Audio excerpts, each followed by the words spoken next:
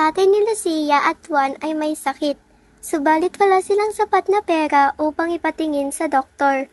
Saktong pang araw-araw na pagkain lamang.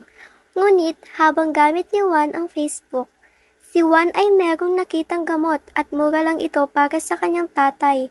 Naisipan niyang bilhin para sa kondisyon ng kanyang tatay.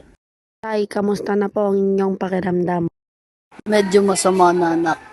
Sige po tay, ako na po ang bahala. Malis na nga si Juan upang makipagkita siya sa kanyang nakausap sa Facebook para sa gamot ng kanyang itay.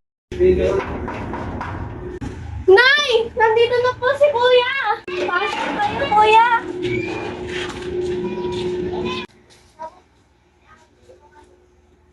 Inay, bumili ka daw ng gamit na yung tatay? Opo, ito po, inay. Salamat anak sa pagbili gamit ng ipon na pera. Pinainom na ni Nanay Rosa ang gamot na nabili ni Juan. Ngunit, mas mapapahala sila sa susunod na mangyayari.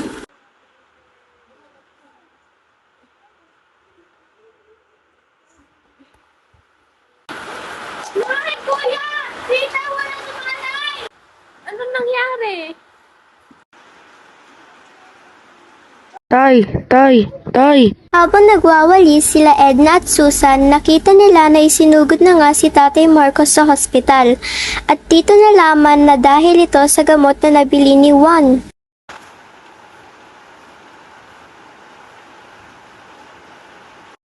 Pare, ano kaya ang nangyari kay Marcos? Bakit siya sinugod sa ospital? Alay ko ba, Mare? Ang alam ko, may sakit lang si Marcos. Nabalitaan ko lang. Juan, saan ka ba bumili ng gamot ng iyong tatay? Sorry po inay, pero sa online ko lang po ito nabili dahil ito po ay mura. Kaya po ang mga nabili niyong gamot. Na-scam ho kayo. Nakalabas na ng hospital si Tatay Marcos. Laking tuwa ng pamilya nito na siya ay ligtas na at malakas na dahil tama na ang kanyang iniinom na gamot.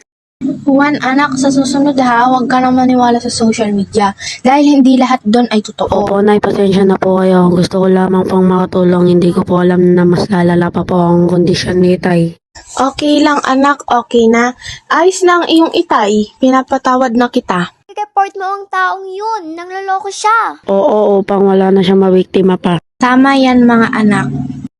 Ang lesson na natutunan natin dito ay huwag maniwala agad sa anuman ating nakikita. Hindi lahat doon ay totoo. Mas mabuti na magpakonsulta agad sa pinakamalapit na center o hospital para sa ating karamdam upang maiwasan ang paglala ng mga sakit.